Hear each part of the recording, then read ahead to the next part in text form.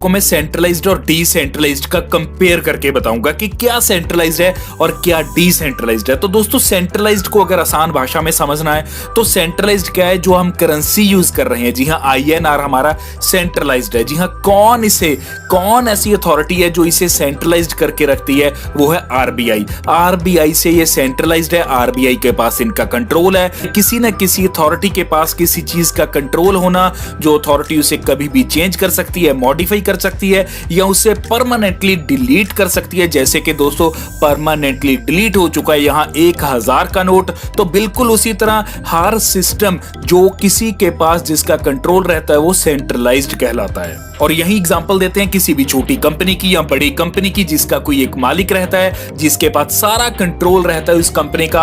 वो कभी भी उस कंपनी में छुट्टी अनाउंस कर सकता है, कभी भी उसको बंद कर सकता है, कभी भी उसमें किसी भी तरह के चेंजेस ला सकता है। अगर वो कपड़े के अंदर डील करते हैं तो हो सकता है कि आने वाले समय में वो स्टील के अंदर या आयरन के अंदर डील करना स्टार्ट कर दे। तो कुछ भी यहां पॉसिबल रहता है।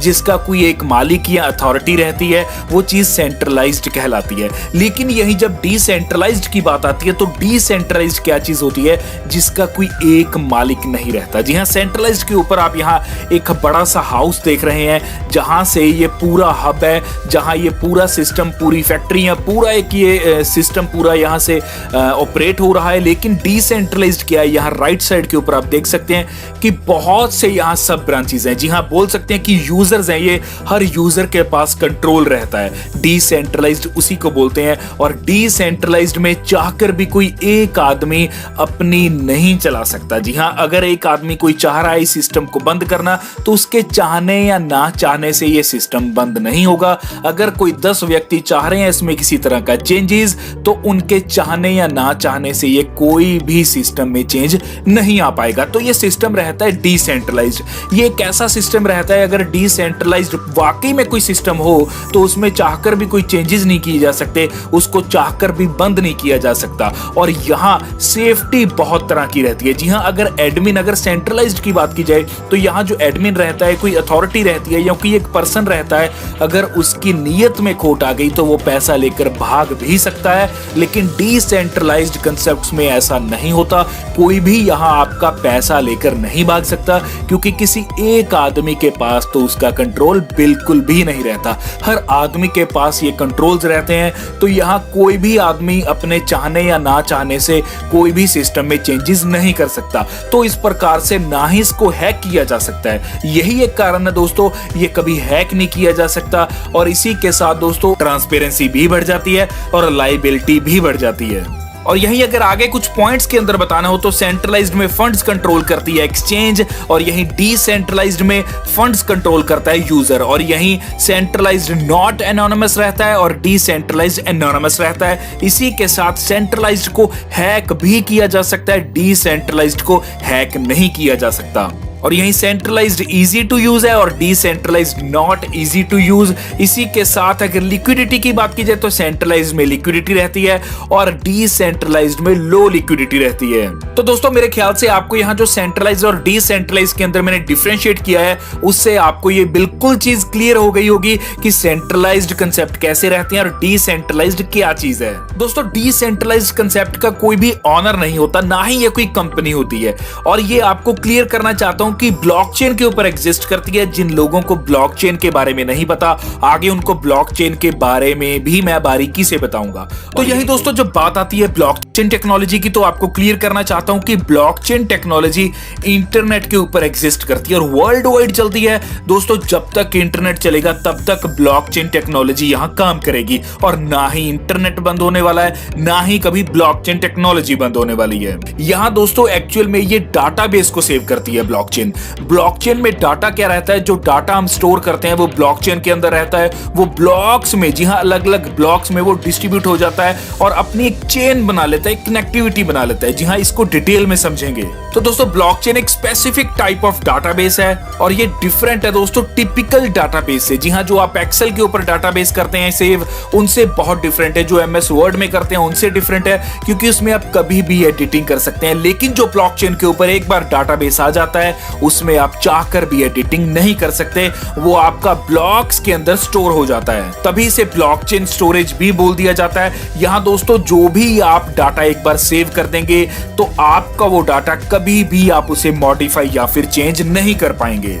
और यहीं अगर आपके एक्सेल शीट से या एमएस वर्ड से कंपैरिजन किया जाए तो आप कभी भी एक्सेल शीट को या एमएस वर्ड को कभी भी आप वहां चेंज कर सकते हैं, क्योंकि वो सेंट्रलाइज्ड है, आप कभी भी उसे चेंज कर सकते हैं। लेकिन ये डिसेंट्रलाइज्ड है, ब्लॉकचेन टेक्नोलॉजी इंटरनेट के ऊपर चलती है। आप एक बार जो डाटा यहां स्टोर कर देंगे उसमें चेंजेस नहीं कर पाएंगे। दोस्तों यहां जैसे ही नया डाटा आप एंटर करेंगे तो फ्रेश डाटा ब्लॉक के अंदर कन्वर्ट हो जाएगा, जी हां, ब्लॉक के अंदर सेव हो जाएगा। और जैसे ही एक ब्लॉक के अंदर डाटा फिल हो जाता है, एक ब्लॉक पूरा भर जाता है, तो वो चेन में ऑटोमेटिकली सिस्टमैटिक वे में या बोल सकते हैं क्रोनोलॉजिकल ऑर्डर के अंदर स्टोर हो जाता है। दोस्तों आप किसी भी तरह का डाटा यहाँ ब्लॉकचेन के अंदर स्टोर कर सकते हैं। लोगों ने रजिस्टर लगा रखे होते हैं बहुत बड़े बड़े, लेकिन उस रजिस्टर के अंदर कभी भी अमेंडमेंट की जा सकती है। लेकिन जब बात आती है ब्लॉकचेन की तो इसमें चाहकर भी किसी भी तरह का कोई मॉडिफिकेशन नहीं होता। तो दोस्तों ये थी ब्लॉकचेन टेक्नोलॉजी।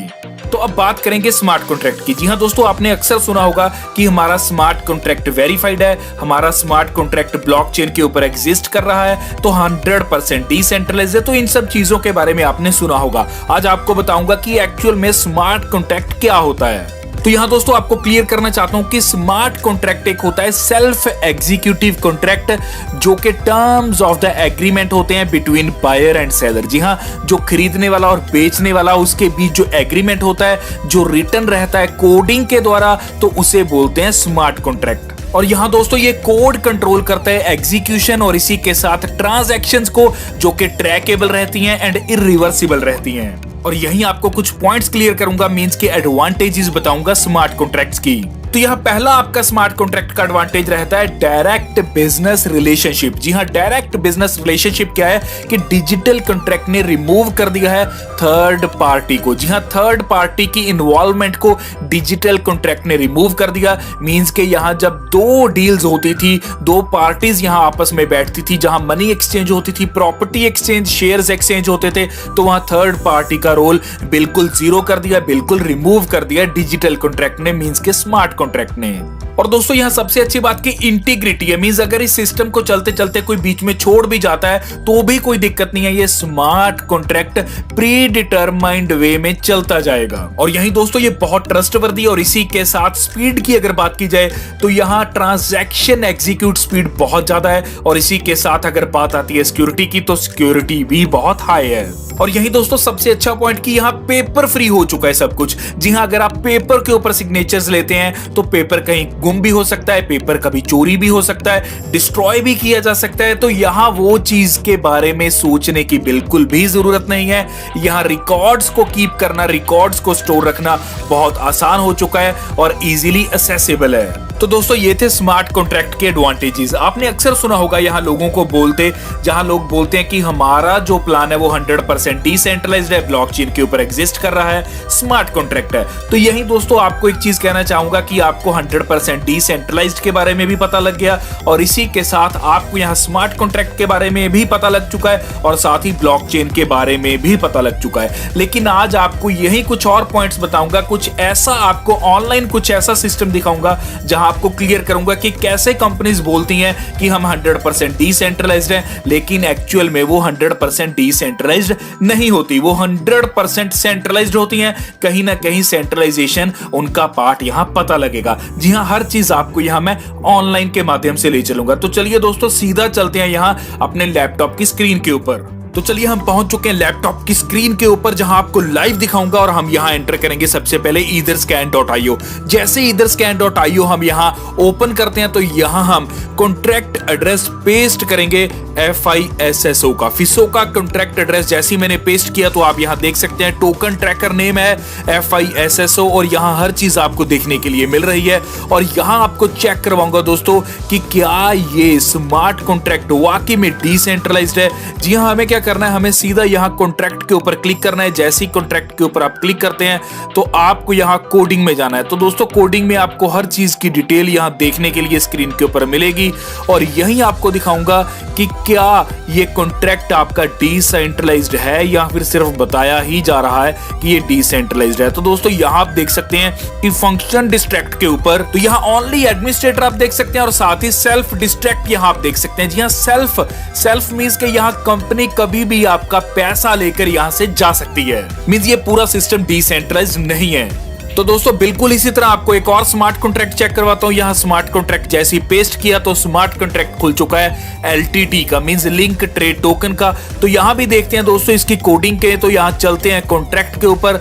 जैसे ही कॉन्ट्रैक्ट के ऊपर क्लिक करते हैं और यहाँ कोडिंग में हम यहाँ पहुंचते हैं तो आपको दिखाता हूं कि यहाँ भी कहीं वही सिस्टम तो नहीं है। चलिए एक बार देख लेते हैं दोस्तों, मैं भी आपको एक बार कंफर्म करवा देता हूं कि क्या वही सिस्टम है।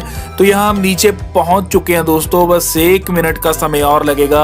जी हाँ, लाइव दिखा रहा हूं। जी हाँ, ये आप देख सकते हैं फंक्शन डिस्ट्रैक्ट ओनली एडमिनिस्ट्रेटर और साथ ही सेल्फ डिस्ट्रैक्ट। जी हाँ दोस्तों, यहाँ कंपनी या ये सिस्टम या स्मार्ट कॉन्ट्रैक्ट कभी भी इसका एडमिन आपका पैसा यहाँ से निकलवा सकता है। सारा कंट्रोल एडमिन के हाथ में है, मींस ये प्रॉपर डिसेंट्रलाइज्ड नहीं है।